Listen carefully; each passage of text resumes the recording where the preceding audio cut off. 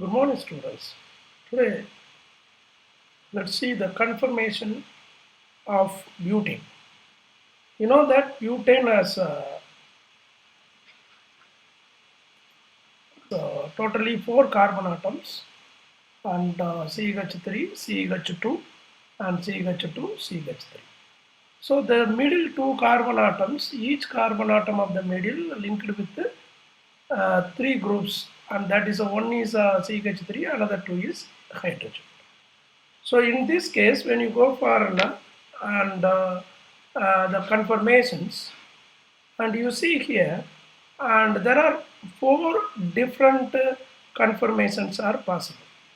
And the first one is anti-conformation. So anti-conformation is nothing but both the CH3 groups.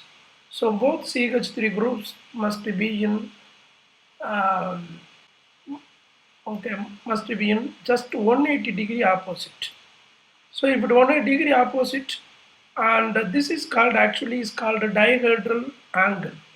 Okay, so there are totally four bonds should be there between the dihedral angle. For example, here, and suppose we go for this CH3 one bond and another C2C is two bond, another CH3. So there are three bond must be there, four atoms should be there. So that is called a dihedral angle. And now, so in the case of anti, and both CH3 group will be an opposite, and the hydrogen also will be in opposite each other. And now, and here there will be no torsional strain. Torsional strain means that is a repulsion between the groups, and there will be no repulsion between the groups. So this will be the most stable one because the energy will be lower due to the less repulsion. And another one type is called Koch. The Koch is nothing but when you rotate this CH3, okay, either above plane by keeping another atom is kind of static, and one if you rotate that, for example, we in this case we are rotating when compared to this, and we are rotating the backside carbon atom, and both CH3 comes okay near about 60-degree apart. Okay, so now, so I think that this will be of now around 60-degree now. Okay, so 60-degree apart.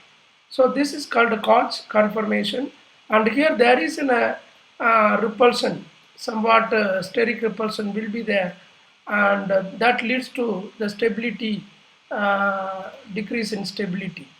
Okay, when compared to, so that Koch conformation, the energy, okay, energy will be for the Koch conformation is 3.8 kilojoules per mole. So now, and partially eclipsed. So suppose again when you rotate again, and partially eclipsed means, suppose if you rotate this side like that, if you rotate this side, and this hydrogen will come to the and eclipse the CH3.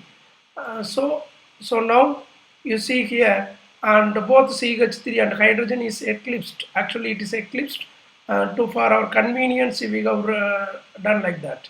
So it is a 180, 120-degree each other of both CH3, and this will be a little more strain will be there, and repulsion between the groups will be there, and that's the reason the energy will be greater.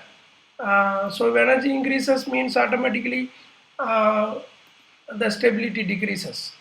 So this is another part.